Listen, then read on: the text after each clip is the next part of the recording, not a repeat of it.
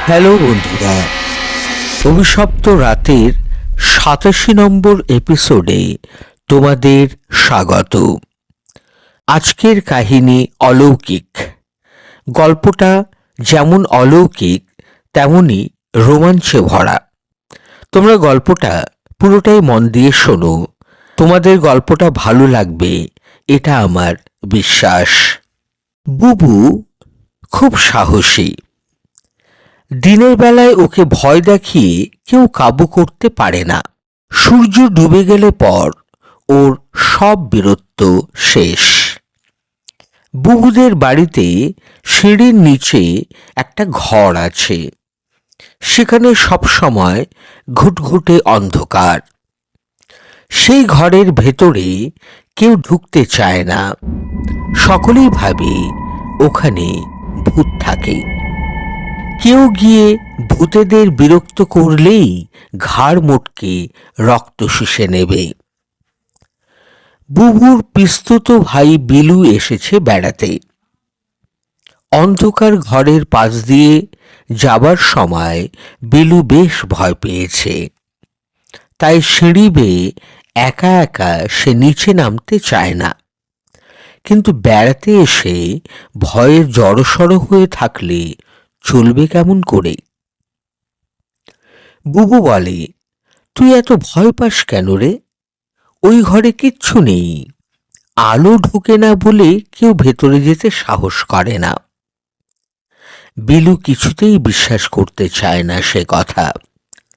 ও বলে, ঘরের কাছ দিয়ে গেলেই গা কেমন যেন ছমছম করে ওঠে।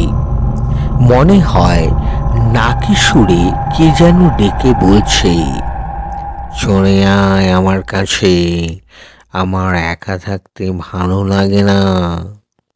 ধ্যাৎ, ভূত আবার কথা বলতে পারে নাকি? আমি কতদিন ভেতরে ঢুকেছি, আমি তো কখনো এমন কথা শুনতে পাইনি। তাহলে নিশ্চয়ই ভূতের সঙ্গে তোর বন্ধুত্ব আছে। এতই যদি তোর সাহস, তুই এখনই ভেতরে ঢুকে ঘুরে আয় তো দেখি। এর এমন কি কঠিন কাজ? আমি তোর মতো ভীতু নই, জানিস। বুবুকে এবার একা যেতেই হবে। বিলুর কাছে হেরে যেতে সে মোটেই রাজি নয়। বুবু বিলুকে ঘরের বাইরে দাঁড় করিয়ে রেখে ভেতরে ঢুকে যায়। ঘরের সিলিং খুব নিচু, তাই বুবুকে মাথা একটু হেঁট করে ভেতরে ঢুকতে হয়। দেওয়ালে হাত দিতেই চুনবালি খসে পড়ে। পুরনো বাড়ি, ইটে নোনা ধরে গিয়েছে। একটা আরশোলা উড়ে এসে গায়ের ওপর বসতেই গাটা কেমন যেন ঘিন ঘিন করে ওঠে। বুবু হাত দিয়ে আরশোলাটা ধরতেই সেটা ছটপট করে ওঠে। ড্যাম্প ধরা দেওয়ালে আরশোলারা থাকতে ভালোবাসে। ওরা সবাই মনের আনন্দে উঠতে আরম্ভ করে। অন্য দেওয়ালে রয়েছে মাকড়সার জাল। ঝিঝি পোকা ডাকছে। বুবু আরো এগিয়ে চলেছে। পায়ের ওপর দিয়ে কি যেন চলে গেল, হয়তো বড় ইঁদুর। ওদের আস্তানা তৈরি করার জন্য এত ভালো জায়গা এই বাড়িতে আর কোথাও নেই। হঠাৎ পায়ে কি যেন কামড়ালো। দেখতে পাওয়া তো দূরের কথা, বুঝতে পর্যন্ত পারেনি সে। তাড়াতাড়ি বেরিয়ে আসতে বাধ্য হয় সে। খুব জ্বালা করছে, পায়ে ওষুধ লাগাতে হবে। বিলু বুবুর যন্ত্রণাকাতর মুখের দিকে তাকিয়ে বলে, এই 2 মিনিটের মধ্যেই তোর বীরত্ব শেষ? এই দেখ, পায়ে কিসে যেন কামড়েছে, রক্ত ঝরছে। বুবুর চোখে মুখে এক আতঙ্কের প্রকাশ দেখতে পায় বেনু। বুবু সাহস দেখাতে গিয়ে বেশ শিক্ষা পেয়েছে। তাই বিলু বলে, ভূতে কামড়েছে, ওখানে ভূত আছে, এবার বিশ্বাস হলো তো? কিন্তু বুবু কিছুতেই ছেড়ে দেবার পাত্র নয়। তাই সে অত্যন্ত জোরের সঙ্গে বলে ওঠে, ভূতে কামড়ায় এমন কথা কোনোদিন শুনেছিস? ভূত তাহলে তোকে কোলে বসিয়ে আদর করেছে বল, সেই জন্য তোর পায়ের আঙ্গুল দিয়ে রক্ত ঝরছে, তাই তো?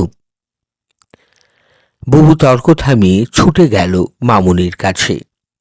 এখনই ওষুধ লাগাতে হবে। মামুনি ওষুধ লাগিয়ে দিতে দিতে জিজ্ঞাসা করলেন, তুমি কোথায় গিয়েছিলে যে পায়ে ইঁদুর কামড়েছে? বিলু উত্তর দেয়, না মামুনি, ইঁদুর না, ভূতে কামড়েছে। ও ওই সিঁড়ির নিচে অন্ধকার ঘরটায় ঢুকেছিল, সেই কারণেই। মামুনি বুবুকে খুব বকে দিলেন, আর কোনোদিন তুমি ওই ঘরে ঢুকবে না, কেমন? ওখানে সত্যি সত্যিই ভূতের আড্ডা আছে, ওদের বিরক্ত করলে গলা টিপে দেবে। বুবু বলে, যে বাড়িতে মানুষ থাকে সেখানে ভূত থাকতে পারে কি? আলো দেখলেই তো ওরা পালিয়ে যায়। মামুনি বলেন, ওই ঘর তো ফাঁকাই পড়ে আছে সেই কবে থেকে, বাইরের আলো ঢুকতে পারে না, তবে ওখানে ভূত থাকতে অসুবিধে কি? বুবু তবুও মানতে রাজি নয়। নিজের চোখে দেখবে সত্যি সত্যিই ভূত আছে কিনা। ভূতকে কেমন দেখতে বুবু জানে না, তবে বইতে যে ছবি দেখেছে সে ভূতের, তেমন যদি দেখতে হয় তবে ভয় পাওয়ার কথা তো বটেই। বুবুর কৌতূহল ক্রমশই বেড়ে যাচ্ছে। পায়ের ব্যথা কাল কমে গেলেই আবার ঘরটার মধ্যে সে ঢুকবে। বিলু যদি সঙ্গে যেতে চায় তবে খুবই ভালো হয়। এবার টর্চ আর লোহার ডান্ডা সঙ্গে নিয়ে যাবে। এই সব হাতে দেখলেই ভূত আক্রমণ করতে সাহস পাবে না। বুবু তাই বিলুকে বলে, কাল আবার ভূতের সঙ্গে দেখা করতে যাব, তুই কি আমার সঙ্গে যাবি? মামুনিকে কিচ্ছু বলিবি না যেন। আমার ভয় করে, ভূত যদি সত্যি সত্যি আমার গলা টিপে দেয়। আমি থাকতে কেউ তোর গায়ে হাত তুলতেই পারবে না। এবার আমার এক হাতে টর্চ, আরেক হাতে লোহার ডান্ডা থাকবে। ভূত কিছু করতে এলে এমন পিটানি দেব যে পালিয়ে যাবার পথ খুঁজে পাবে না। বিলু যেন একটু সাহস পেল। ঘরটার মধ্যে কি আছে তা দেখার আগ্রহ ওর কম নয়। তাছাড়া এবার বিপদ এলে লড়াই করার জন্য অস্ত্র সঙ্গে থাকছে, তাই রাজি হয়ে গেল সে। পরের দিন বিকেল বেলায় বুবু স্কুল থেকে যখন ফেরে তখন লোডশেডিং। বাড়ির ভেতরে সামান্য অন্ধকার। ঘরটার পাশ দিয়ে যাবার সময় বুবু যেন শুনতে পায় কে নাকে সুরে ওকে বলছে, বুবু তুমি আজ আসবে বলে সকাল থেকে অপেক্ষা করছি। এই ঘরে গত 50 বছর ধরে একা আছি, আমার কাছে কেউ আসে না। একা একা থাকতে আমার আর ভালো লাগছে না। বুবু কিছুটা ঘাবড়ে যায়। তাহলে বিলু কি ঠিকই বলেছে? কিছুক্ষণ অপেক্ষা করে, যদি আরো কথা শোনা যায়। আর কিছু শুনতে পায় না সে। ভূতটা বোধ হয় ভেতরে চলে গিয়েছে। বুবু সময় নষ্ট না করে সিঁড়ির দিকে এগিয়ে যায়। স্কুলের জামা কাপড় ছেড়ে হাত পা ধুয়ে ঘরে এসে বসতে মামুনি খাবার দিয়ে যান। খুব তাড়াতাড়ি খেয়ে নিয়ে বিলুকে সঙ্গে করে নিচে নেমে আসে সে। বুবু আর বিলু আস্তে আস্তে ঘরে ঢোকে। টর্চ জ্বালতেই দেখা যায় দেওয়ালে বিরাট বিরাট মাকড়সার জাল। পাশের দেওয়ালে আরশোলা নড়াচড়া করছে। ঘরটা বেশ বড়। কিছুটা ভেতরে ঢুকে দেখতে পায় পাশাপাশি 4টে বড় বড় গর্ত। এখানেই বোধ হয় ইঁদুরগুলো থাকে। কাল নিশ্চয়ই এই গর্তে পা দিয়েই ইঁদুরের কামড় খেয়েছিল সে। গর্ত ছাড়িয়ে একটু দূরেই রয়েছে পায়ের ছাপ। কেউ যেন হেঁটে দেওয়ালের দিকে এগিয়ে গেছে। বিলু আতঙ্কিত হয়ে বলে, এই ছাপ নিশ্চয়ই ভূতের পায়ের। বুবু বলে, ভূত কি পায়ে জুতো পরে? ছাপ দেখে মনে হচ্ছে কেউ জুতো পরে এখানে এসেছিল। তাহলে ভূতটা গেল কোথায়? দুজনেই নাকে সুরে তার কথা শুনেছে। বুবু চারদিকের দেওয়ালে আলো ফেলে দেখছে এই দেওয়াল ভেদ করে বাইরে বেরোবার পথ আছে কিনা, কিন্তু না, তেমন কিছুই নজরে পড়ছে না তাদের। সব দেওয়ালগুলিতেই সমানভাবেই ময়লা জমে আছে। ভূতটাই বা এই ঘরের মধ্যে কোথায় লুকিয়ে থাকবে? তবে কি আলো জ্বাললেই ওরা অদৃশ্য হয়ে যেতে পারে? হঠাৎ আলো নিভে গেল। বুবুর মনে হলো কে যেন কাঁধের ওপর হাত রেখেছে। বুবু চিৎকার করে উঠল, কে তুমি? তোমরা যাকে খুঁজে বেড়াচ্ছ এতক্ষণ ধরে, আমি সে। তুমি কোথায় ছিলে? এই ঘরে। আলো জ্বাললেই তোমরা আমাকে আর দেখতে পাবে না। আলোর সামনে এলে আমার সারা শরীর অসহ্য যন্ত্রণা করে। আমি তোমাদের মাথার উপর যে সিলিংটা আছে সেখানে চুপচাপ শুয়েছিলাম। ওখানে কি করে শুয়ে থাকা যায়? আমি পারি। হাওয়ায় ভেসে থাকতে আমার কোনো অসুবিধে হয় না। বিলু পাশে দাঁড়িয়ে কথা শুনছে আর ভয়ে কাঁপছে। বিলু বুবুর কানে ফিসফিসিয়ে বলল, আলো জ্বাল, অন্ধকার আমার ভয় করছে। ভূতটা শুনে ফেলেছে ওর কথা, তাই সে বলল, তোমাদের কোনো ভয় নেই, আমি তোমাদের কোনো ক্ষতি করব না। এখানে তোমরা আমার অতিথি হয়ে এসেছো, আমি খুব আনন্দিত। বুবু ভূতের কথা পুরোপুরি বিশ্বাস করতে পারেনি। টর্চ জ্বালাতে গিয়ে সে দেখে টর্চ জ্বলছে না। কিন্তু এমন হওয়ার তো কথা নয়। বাপি পরশুদিন নতুন ব্যাটারি কিনে এনেছেন, এর মধ্যেই ব্যাটারি শেষ হতে পারে কি? সব চেষ্টা ব্যর্থ হয়ে গেলে ভূতটা ফিকফিক করে হেসে উঠে বলল, আর জ্বলবে না এখানে। বিলু ভয়ার্ত স্বরে বলল, তাহলে আমরা বাইরে যাব কি করে? আমি তোমাদের এগিয়ে দিয়ে আসব এই ঘরের দরজা পর্যন্ত, চিন্তা কি? বিলু ভূতের এই চক্রান্তে শিউরে উঠেছে। এখন ওর ইচ্ছে মতো চলতে হবে তাদের। ও যদি আর বাইরে না আসতে দেয়, গলা ফাটিয়ে চিৎকার করলেও তো কেউ শুনতে পাবে না তাদের চিৎকার। এই সুযোগে ও যদি গলা টিপে ধরে, বুবুর জন্যই এই বিপদ ঘটেছে। বুবু কিন্তু এতটা ঘাবড়ে যায়নি। ওর ধারণা দুজনে মিলে একটা ভূতের সঙ্গে ঠিক লড়াই করতে পারবে। ভূতটা বলে, এখানে দাঁড়িয়ে সময় নষ্ট না করে চলো আমার সঙ্গে, তোমাদের জন্য অনেক খাবার এনে রেখেছি। বুবু বলে, তোমার ঘরে তো কোনো খাবারের গন্ধ পাচ্ছি না। এখানে নয়, আমার সঙ্গে চলো, সব দেখতে পাবে। ভূতটা এগিয়ে গেল। বুবু আর বিলু তাকে অনুসরণ করে চলেছে। দেওয়ালের কাছে এসে দাঁড়াতেই দেওয়াল ফাঁক হয়ে যায়। সামনে সিঁড়ির নিচের দিকে নেমে গিয়েছে। ওদের ভূতটা বলে, সাবধানে এসো, অসাবধান হলেই পা পিছলে পড়ে যেতে পারো। বুবুর পেছনে বিলু। বুবুর হাত শক্ত করে সে ধরে রেখেছে। সিঁড়িতে পা দিয়ে বুঝতে পারল এ পথে বহুদিন চলাচল করেনি কেউ, তাই শ্যাওলা ধরে গিয়েছে। খুব সাবধানে নিচে নেমে এলো ওরা।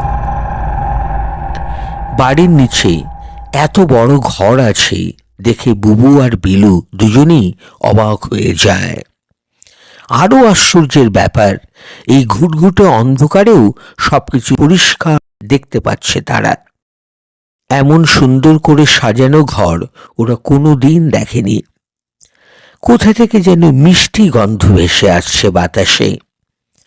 ঘরের মাঝখানে খাটের ওপর মখমলের বিছানা, ফুলের মতো সাদা চাদর পাতা তাতে। ছুটে গিয়ে শুয়ে পড়তে ইচ্ছে করছে। জানালায় সাদা সিল্কের পর্দা লাগানো, মেঝেতে রয়েছে পারস্যের কার্পেট। ওরা এসে দাঁড়ালো ডাইনিং টেবিলের সামনে। রূপোর ডিশগুলোতে সাজানো রয়েছে অসংখ্য রকমের খাবার। কোনোটাই ওদের চেনা নয়। ভূতটা বলে, তোমরা চেয়ারে বসো আর যা তোমাদের পছন্দ ডিশ থেকে তুলে নাও। বুবু বলে, আমাদের একেবারে খিদে নেই, স্কুল থেকে ফিরেই তো খেয়ে এসেছি।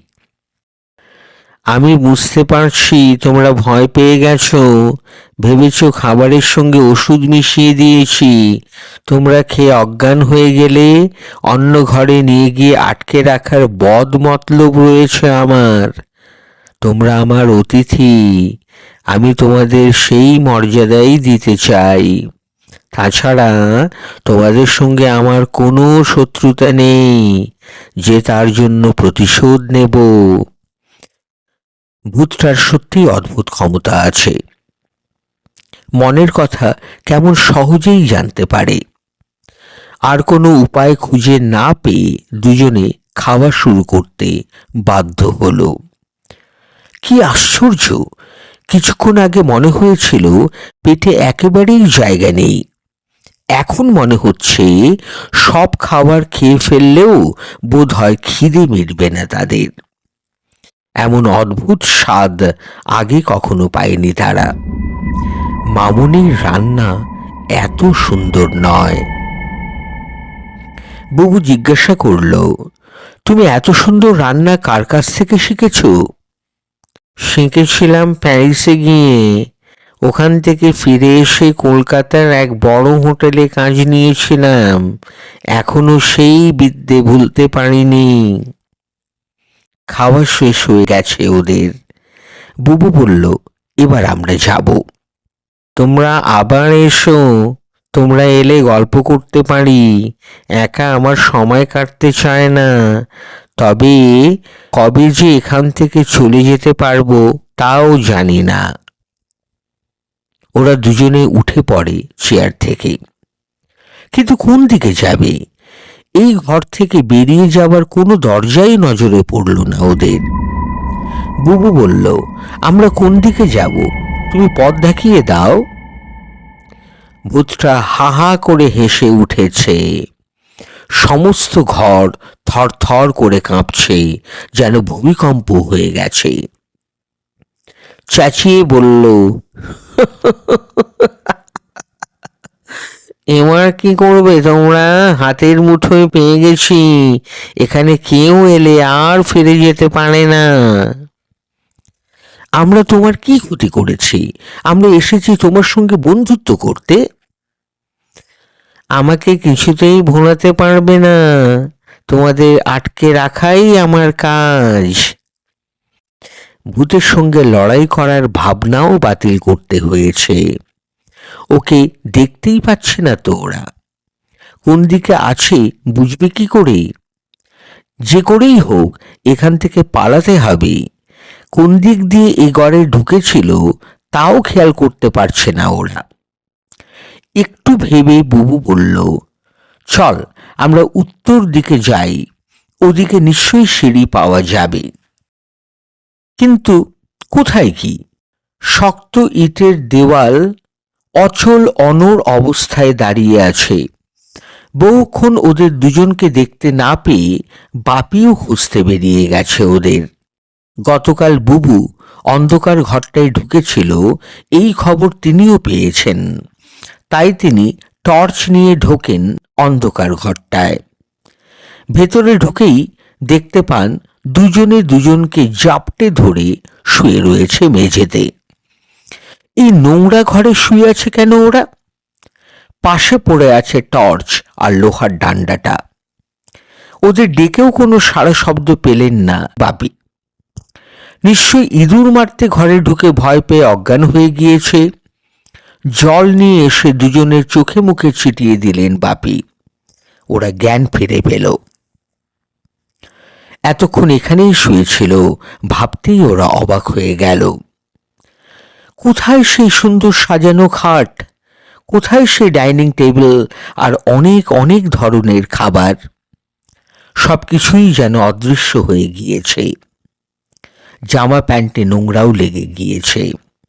হাত দিয়ে ঝাড়তে ঝাড়তে বুবু জিজ্ঞাসা করল, ভূতটা কোথায় গেল বাপি? এখানে ভূত আসবে কোথা থেকে? তাড়াতাড়ি বাইরে চলো। তবে পায়ের এই ছাপগুলো কার? আমার। কাল রাতে চোর এসেছিল পাশের বাড়ির ছাদ ডিঙিয়ে, আমি চোর খুঁজতে ঢুকেছিলাম এই ঘরে। মামুনি বাপিকে বললেন, ঘরটার দিকে চোখ গেলেই আমারও ভয় লাগে। তুমি কাল মিস্ত্রি ডেকে দরজা লাগাবার ব্যবস্থা করো। দরজার তালা দেওয়া থাকলে কেউ ঢুকতে পারবে না। বুবু আর বিলু ভূতের বাড়িতে গিয়ে যে অনেক কিছু খেয়ে এসেছে এ কথা কাউকে জানালো না। সেই লোভে যদি আবার কেউ অন্ধকার ঘরটায় ঢুকতে চায়। বন্ধুরা, তোমাদের গল্পটা কেমন লেগেছে আমাকে কমেন্ট বক্সে কমেন্ট করে জানাতে ভুলো না। আর গল্পটা যদি সত্যি ভালো লেগে থাকে তাহলে গল্পটাকে একটা লাইক করো।